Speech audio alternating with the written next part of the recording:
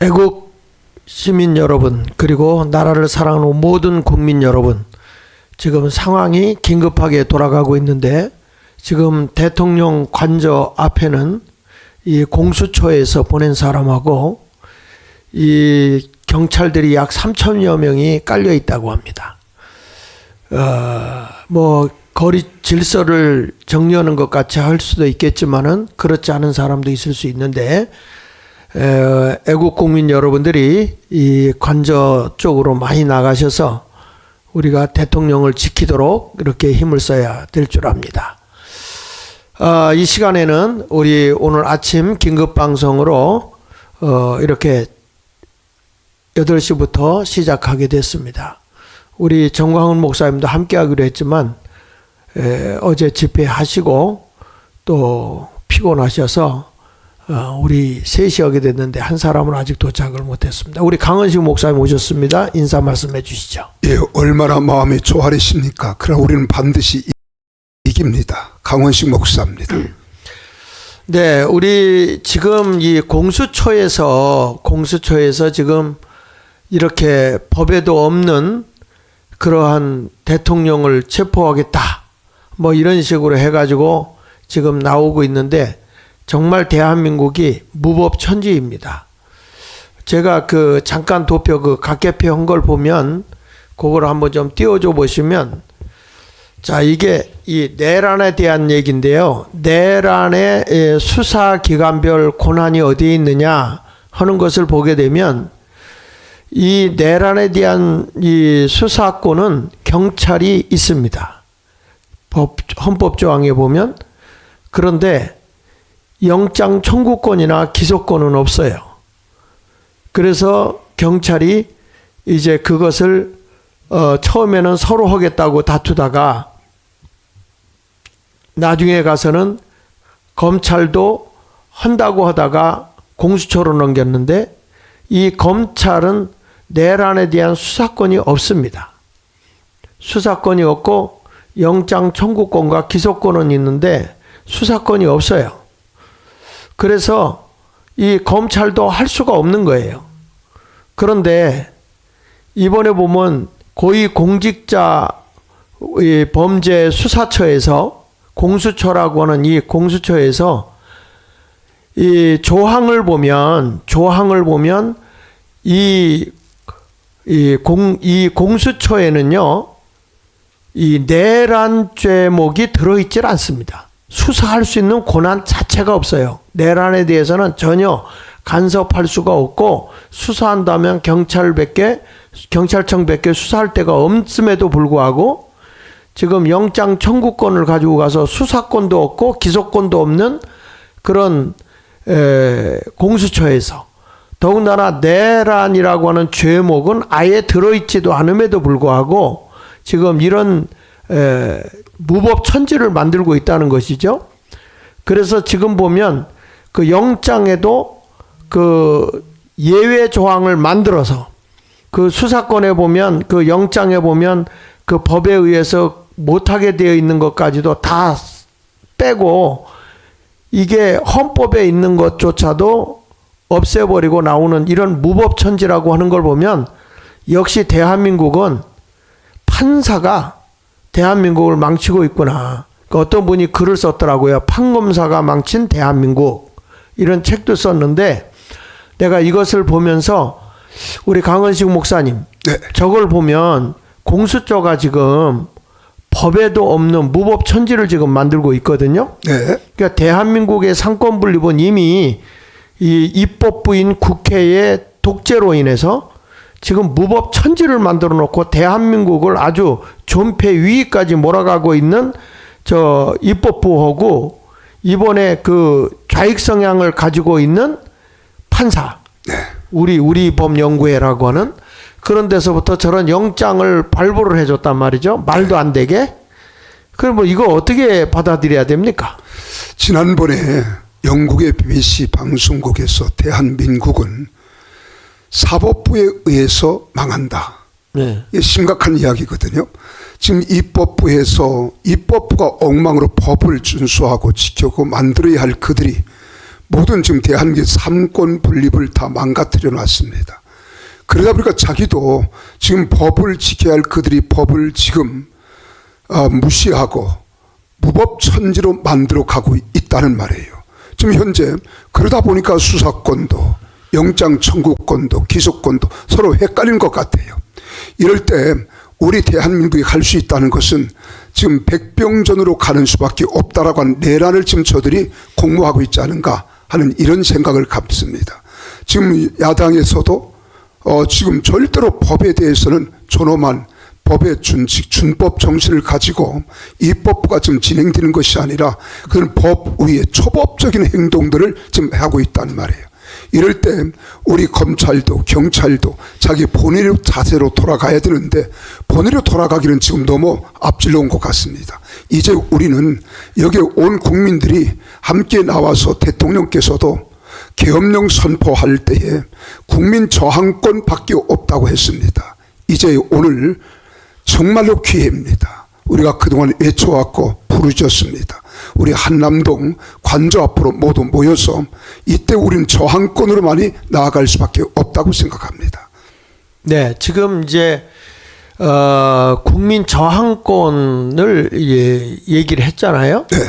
근데 국민 저항권을 우리가 살펴보게 되면 우리 이번에 우리 그 국민 저항권에 대해서 한번 그 전에 내가 한번 보냈던 거가 있는데 한번 찾아보면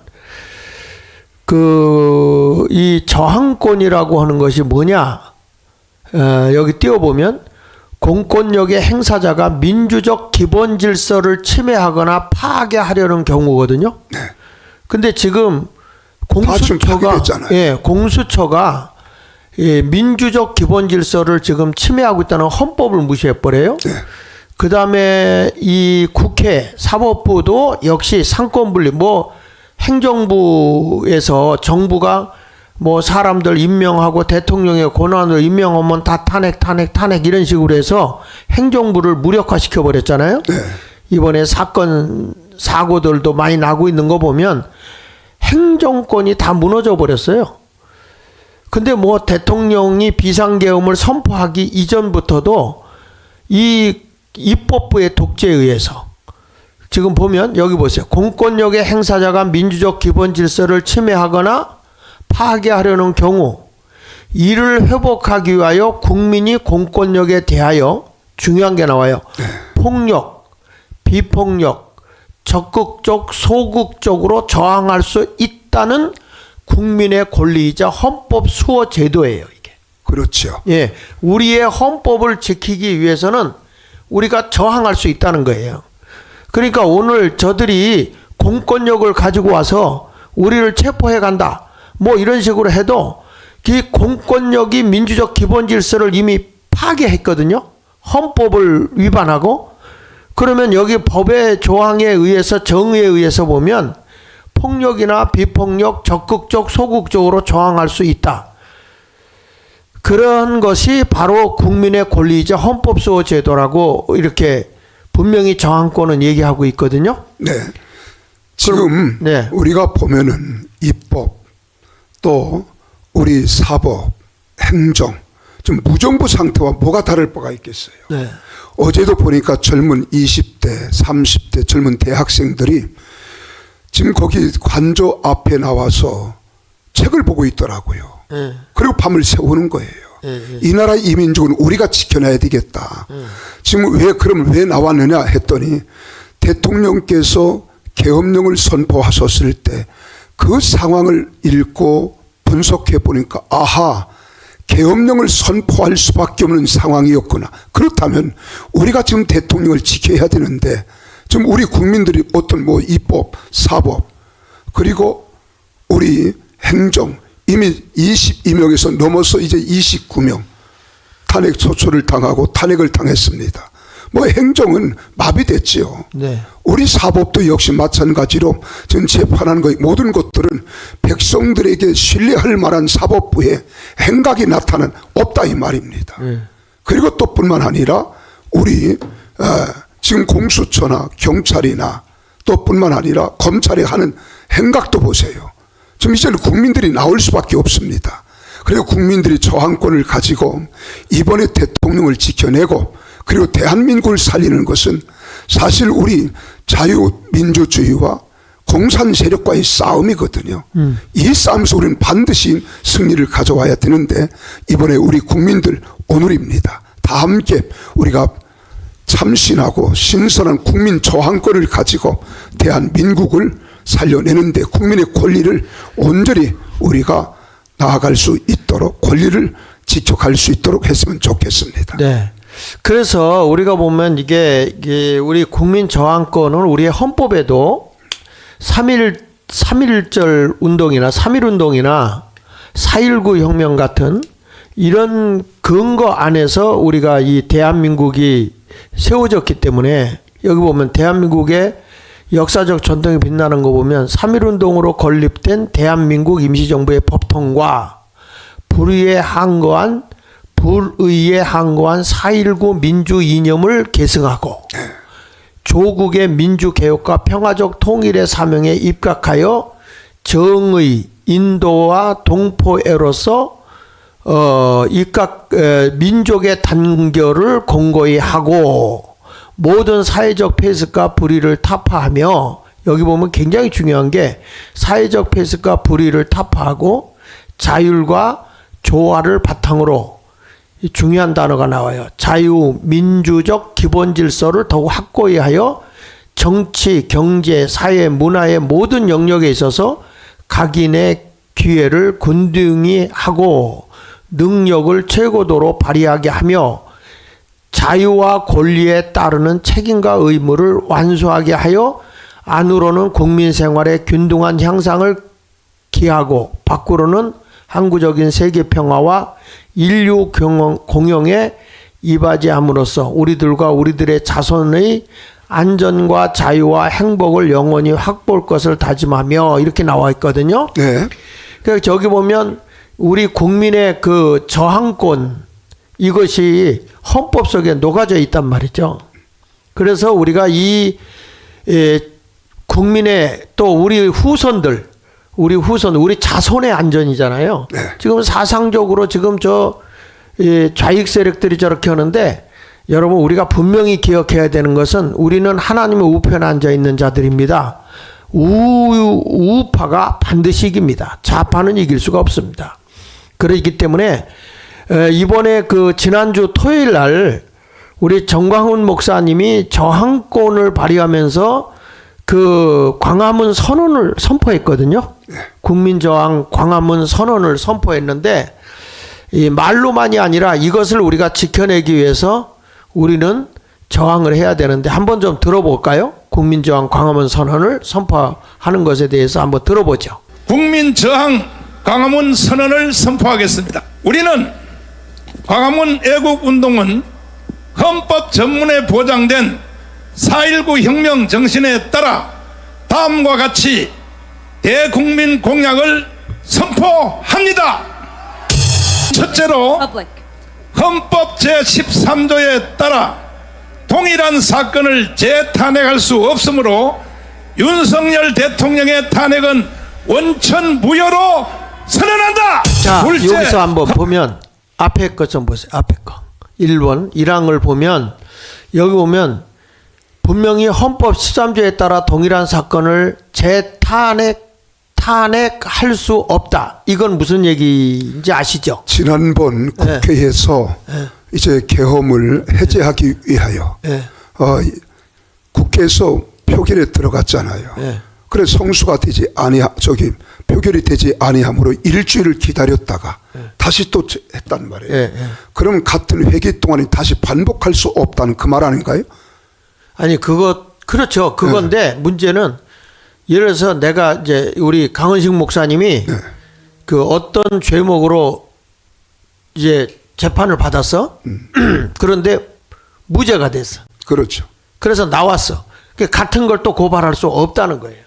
그렇잖아요. 그러니까 탄핵에 대해서 했는데 부결됐어요. 부결됐죠. 부결됐으면 그걸로 그 회기 동안은 끝나야 되는 건데 이것을 또 탄핵으로 한다. 그러니까 무법천지로 만드는 거예요. 저게 공산주의자들이 안토니오 그람시가 하는 것이 헌법을 신뢰하지 못하게 만든다고 하는 것이 공산주의의 이념 중에 하나거든요. 또 저들이 자유민주주의에서 자유를 뺀 민주주의의 본질이 그거 아닙니까? 다수에 의해서 소수는 말살당하고 짓밟힘을 당하고 인권과 생명까지도 짓밟힘을 당하고 하는데 지금 야당의 우리 많은 192명에 의해서 지금 자유민주주의가 짓밟히는 똑같은 거예요. 그러니까 지금 윤석열 대통령의 탄핵은 원천무효다. 네. 저 말을 선언한 거니까 그 선언한 것만 가지고 하지 말고 그대로 저도 지칭하는 자들을 우리가 고발을 해야 된다고요. 자, 두 번째. 이 국회의원 전체를 200 그때 통과시켰던 사람들 있잖아. 그렇죠. 그런 사람들에 대해서 원천무효라고 하고 고발 조치를 해야 된다. 한번 이 양을 들어보시죠. 탄핵은 원천무효로 선언한다. 둘째, 헌법 위의 권위인 국민 저항권으로 윤석열 대통령과 총리 및 내각을 즉시 원상복귀할 것을 선언한다. 네, 여기서 보면 국민 저항권으로 윤석열 대통령과 총리 및 내각을 즉시 원상복귀할 것을 선언한다. 그러니까 원 자세로 돌아와야 된다는 거잖아요. 그렇죠. 그거는 이 국민 저항권이 사실은 안 먹힐 때 이제 우리는 행동을 취해야 되는데 윤석열 대통령은 너무 법을 지금 준수하고 있단 말이에요. 헌재에 넘겨갔으니까. 그런데 실질적으로 저 국회의원에 있는 입법부에 있는 국회의원들이 지금 법을 무시해버리고 있거든요. 법은 존재하지 않는 것처럼 행동하고 있죠 지금. 그래서 내가 한 가지 좀 물어볼게. 강은식 목사님. 네. 그 총리가 대통령 대행을 했잖아요. 그렇죠. 그 대통령 대행을 했을 때에 탄핵을 당했단 말이야. 네. 근데 이번에 누가 또 됐죠? 이번엔 최상목이라고. 예. 예. 그 친구가 그러면 총리의 대행이요? 대통령의 대행이야? 대대항인데. 그러니까 그 쉽게 말하면 대행을 하고 있는 사람의 것을 대행을 한 거란 말이야? 그렇죠. 그렇죠. 그럼 대행을 대대행이죠. 하고 있는 사람의 대행을 한 거니까 대대행이에요. 그러면 이 사람이 그 판사를 임명할 수 있어요? 헌재? 그래서 헌법 조항이 어떻게 되는지는 모르겠지만. 지금 헌법 조항이 뭐예요? 지금 국민 저항권으로 볼 때 상식적인 선으로 보라고. 그러니까 네. 지금 우리가 법으로 보는 거 이미 법은 다 무시됐잖아요. 네. 무시됐기 때문에 국민 저항권으로 갈 때 이건 우리 다시 또 한 번 우리도 원상복귀할 수 있도록 갈 수 있는 방법밖에 없잖아요. 그렇다고 한다면 이 국민 저항권으로 가는 것은 저들이 법을 무시하는데 우리 국민들은 우리가 정말 국민 공약 선포했고 국민 권리, 헌법 수호를 우리가 지켜가기 위해서 우리는 선의의 마음으로 국민들이 일어나는데 이번에 우리는 원상복귀할 수 있도록 정말로 우리는 나아가야 되는데 지금 어떻게 방법이 있겠어요? 우리는 국민들이 일어난 것밖에 없다. 그러면은 저쪽에서 또 계속 선동 내란죄 또 선동 내란죄로 고발한다고 하는 이런 모습을 볼 때 그래도 우리는 국민들은 우리의 권리를 찾아야 된다. 또 헌법을 수호하기 위해서 반드시 이번에 국민들이 하나 되어서 함께 나와 이 일을 진행할 수 있는 방법밖에 없다 하는 생각이죠. 네. 그래서 여기서 원상복귀할 것을 선언한다. 그러면 원상복귀를 대통령이 나와서 해야지. 근데 체포하려고 그러잖아요 지금. 그러니까 지금 국민 저항권이 위에 있다는 거예요. 헌법 위의 권위로 지금 명한 거잖아요. 그래서 지금 우리나라의 법이 사실은 윤석열 대통령 탄핵 총리가 대행을 했잖아요. 그 대행을 했는데 그 내가 지금 보낸 것 좀 한번 띄워줘 보시면 이 헌법재판소에서 그 주석한 소법이 있거든요. 그 소법에서 보면 그 다음 거 좀 넘겨보세요. 그 소법에서 보면 그 다음 거 그거 말고 그 위에 이제 여기 보면 대통령 권한 대행의 경우 본래의 직에 대한 탄핵 발의 의결에 필요한 탄핵 발의 의결 필요한 정족수보다 더 가증된 정족수로 충족하여야 한다 그랬거든요. 그게 무슨 얘기냐면 대통령 권한대행의 경우는 대통령 탄핵당할 때보다 득표수를 더 받아야 된다는 거야. 근데 이번에 200석이 안 됐는데도 탄핵이 됐단 말이죠. 자기들은 과반수로 하려고도 했잖아요. 총리라고 하는 직함. 그러면 총리가 그만둔 거지 대통령 대행이 그만둔 건 아니잖아. 그렇죠. 그러니까 여기 보면 총적함으로 권한대행자로서는 탄핵된 결과 원래의 신분을 잃는다 하여 대행자에게 더 불리한 점은 없다 이렇게 말하거든요. 그러니까 이게 참 지금 보면 이 정광훈 목사님께서 지금 그 선언한 거 원천무효다. 이거는 법적으로 봐도 우리가 볼 때 이거는 문제될 게 없단 말이죠. 자, 이런 상황임에도 불구하고 왜 고집 부리지 않고 왜 그 자리를 지키지 않고 그냥 쉽게 물러나 있는지 한덕수 총리가 말해요. 그게 안타깝죠. 근데 그게 이제 그래서 뭐 다시 한번 뭐 재판 거기다 의결을 물어보긴 했는데 어떻게 지금 답이 나오는지 이게 빨리빨리 처리해야 되는데 우리 대통령 체포하는 데는 빨리 가고 다른 법을 해석하는 데는 늦게 간단 말이죠. 그래서 이 권한대행이라고 하는 사람도 사실은 대통령의 탄핵 발의보다 더 종족수가 더 가중돼야 된다고 여기서 이렇게 말하고 있는데 떨어졌는데도 이게 되니까 이게 참 기가 막힌 거예요. 우리 전준환 목사님 늦게 오셨습니다. 예, 늦었습니다. 시간을 잘못 계산해가지고. 예, 두 손 들고 계셔야 될 것 같습니다. 네, 지금 우리 정광훈 목사님의 지금 우리가 지금 하고 있는 거에 대해서 저항권에 대해서 지금 얘기를 하고 있습니다. 예. 자, 그래서 우리 두 번째 헌법위의 권위인 국민 저항권을 윤석열 대통령과 총리 및 내각을 즉시 원상복귀할 걸 선언한다.